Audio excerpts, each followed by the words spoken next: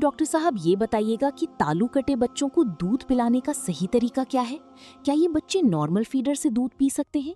अस्सलाम वालेकुम, मैं हूं professor Ghulam Qadir Fayyaz, smile and speak centre Lahore से।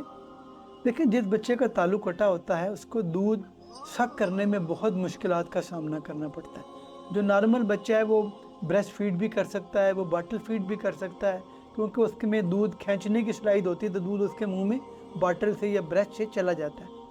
लेकिन जिन बच्चों का तालु कटा हुआ है उनमें ये सलाहियत नहीं होती, तो उस सूरत में फिर यही होता है कि बच्चों को ब्रेस्ट फीड कराना बहुत ही मुश्किल होता है। आमतौर पर यही कहा जाता है कि वालदा पंप के ज़रिए दूध निकाले और वो बाटल में डाले और बाटल के ज़रिए बच्चे को फीड कराए।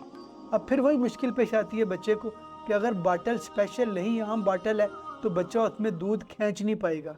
जब बच्चा दूध खींच नहीं पाता तो बच्चा दौड़ लगाता है, थक जाता है, और थक कर बाद का बच्चा सो जाता है और माँ ये समझती है कि बच्चे की भूख पूरी हो गई। हालांकि बच्चे की भूख पूरी नहीं होती, तो बच्चे का वज़न कम होना शुरू हो जाता है। हालांकि पहले महीने में बच्चे का वज़न काफ़ी तेज़ी से बढ़ने लगता है और उसको खुराक पूरी दी जा रही है। सूरत में हम जो गाइड करते हैं, हम यही गाइड करते हैं।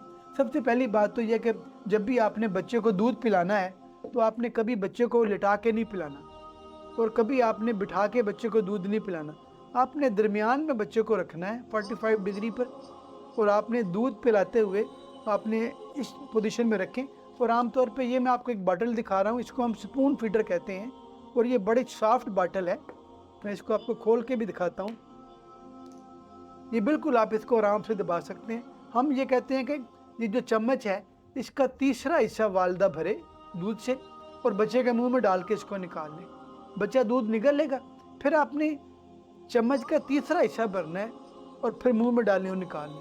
पूरा चम्मच भर के मुंह में डाले बाद का बच्चा जल्दी से लेता है तो सांस की नाली में जाने का ख़तरा हो सकता है। तो तीसरा हिस्सा चम्मच का भरे, मुंह में डालें और निकाल लें, फिर मुंह में डालें और मुंह में निकाल लें।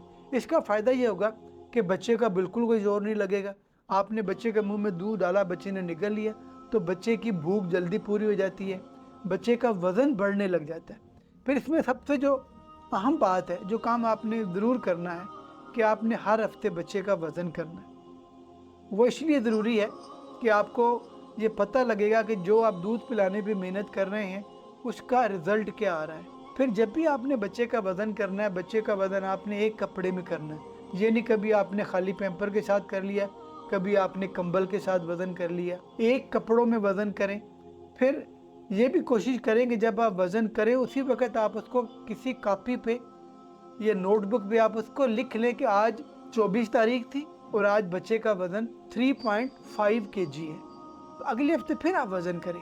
अगर वो 3.5 से 3.6 kg भी हो गया है तो ये अच्छी बात है।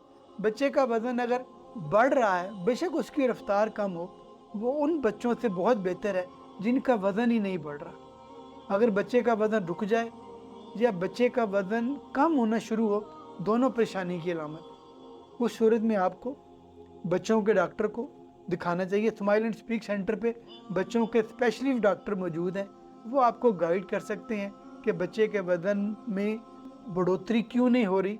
वो आपको मुमकिन है आपको दूध का कोई फार्मूला चेंज करके बताएं या कोई और दवाई दें जिससे बच्चे का वज़न बढ़ना शुरू हो जाता है। जब बच्चे का वज़न बढ़ना शुरू हो जाता है तो आमतौर पे 3 माह की उम्र में हम देख लेते हैं कि बच्चे का वज़न 4.5 किलो, 5 किलो, 5.5 किलो हो गया है, तो हम बेहोशी के डॉक्टर को चेक करा के फिर बच्चे का हम ऑपरेशन कर सकते हैं।